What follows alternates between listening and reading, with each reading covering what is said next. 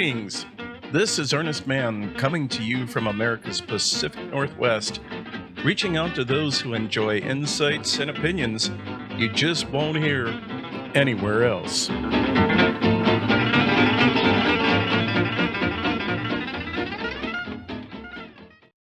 Greetings. Thank you for being here. What I want to talk to you about in this episode is doing something about life's troubles. Now, of course, most of us have troubles, but of course, there are troubles and then there are troubles. Because to a certain extent, troubles are subjective. Now, you'll notice I said to a certain extent, because some troubles are absolutely definite and real. A person who suddenly and unexpectedly loses their job and has no financial cushion in the bank can definitely go into survival mode, worrying about becoming homeless, if they're not able to find a replacement income real fast. I know exactly how that feels. But here's the thing, and if you're going to get anything out of this episode, pay close attention to the rest of this. I've found in my experience in life that the vast majority of folks are busily running through life without even the most surface understanding of what is really going on and why they're actually doing all of this shit they have to do. Just so I can make this very clear, I'm not saying you're stupid. I'm saying there's a very good possibility that you're unaware of some very important things. There's a big difference. Here's an example of what I mean. If you have children, let's just say between the ages of 5 and 10 years old, by now they have certainly gained enough experience to interact with the world around them. And one of those key and pivotal things in the world, go ahead and laugh, but I'm being serious, is the refrigerator. Now, this child's relationship with the refrigerator I'm talking about can also go into their early teens or later, depending on parenting and their level of intelligence. Please hang with me. Remember, patience is a virtue. Everyone's not as smart and fast as you. When I was a teen, the fridge was just a cold box that pretty much always had what I wanted, which was pretty much what I lived on: chocolate milk and deli meat. Mostly bologna and ham and Kraft Singles cheese, or whatever was on sale, I guess. That's where my insight and interest ended at the time. Sure, I knew my mom went grocery shopping. Always my mom, and sometimes my sister with her, but almost never me and my dad. There were actually many good reasons for that, which I'm not going to go into right now. So, anyway, I basically knew that my mom went shopping for food, and the magic cold food box was pretty much always full.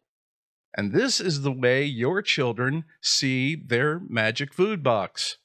Because it would be utterly pointless to try to explain the complexities of how that food gets into the magic auto food refilling cold box, aka the refrigerator, to a 5 or 10-year-old. But the reality is, we as the parents or the adults in the room understand and do know how that magic box gets filled up with food.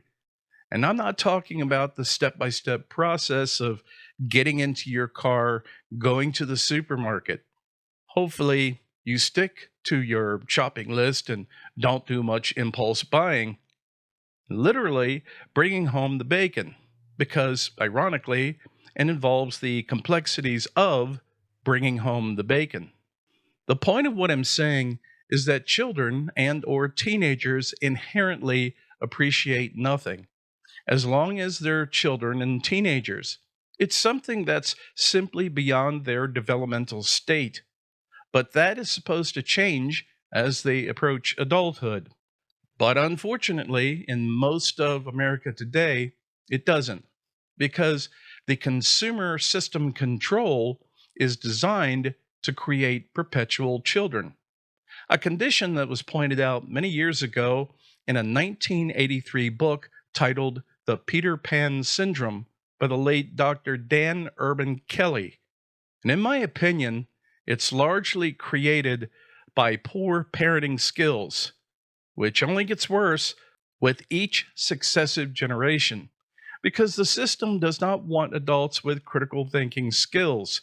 It wants people with childlike life expectations, entitlement, and dependency. So, what does this have to do with coping with life's crazy bullshit, you might ask? That entire illustration was intended to explain the reasons you may feel the way you do concerning certain realities in your life. And now that you've heard all that, try to look at this next scenario with a fresh perspective. As most of us know, trying to make ends meet financially and keeping things together, such as a all important roof over our heads, is getting harder and harder to do because consumer system control is not at all concerned with mutual benefit through a symbiotic relationship, but a host and a parasitic relationship. And guess what? You're the host. This is very clearly illustrated with the renter and landlord parasitic relationship. You see, the mistake that many people make is they keep thinking of landlords as human beings, like themselves. This is a huge mistake, and it sets people up because that unrealistic expectation brings on a tremendous amount of emotional stress and turmoil, simply because they don't understand the truth of the reality and the need to act accordingly when the parasite turns against you. In my past, I had quite a few landlords. A small number of them were still human. And if I was having troubles in life, such as a temporary loss of income due to loss of employment, would be understanding and give me time to catch up on the rent until I could get back on my feet, as they say. But today, that human element has mostly been removed. Many property owners have been successfully convinced by swindlers known as property management companies to manage, at criminal percentage rates, property owners' properties for them, promising to take care of everything from property upkeep to getting and or removing tenants. And let's just say I could go on for an entire episode about that criminal enterprise alone. But let's just say they don't have the property owner's interest in mind. But for most people, what this means is apartment living. And apartment complexes, which can mean, I don't know, anything from 50 to 500 units. And this in turn means even far less, if any, real human element.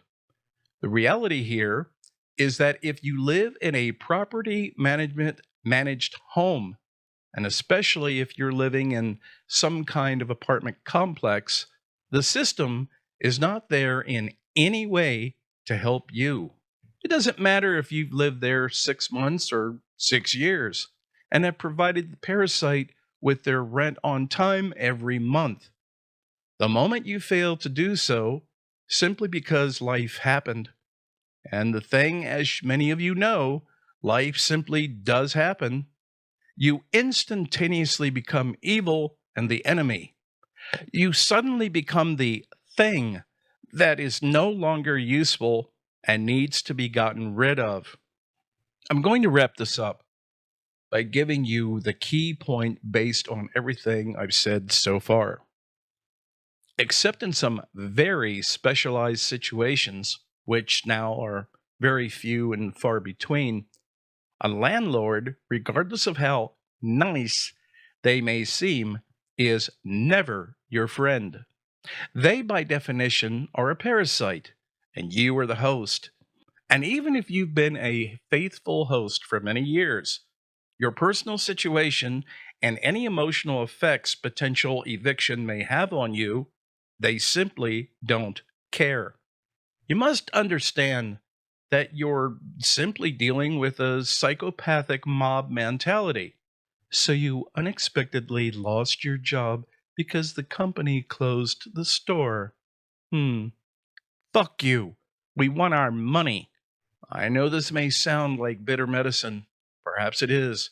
But it's a clear understanding of what it is exactly you're dealing with, and controlling your emotions.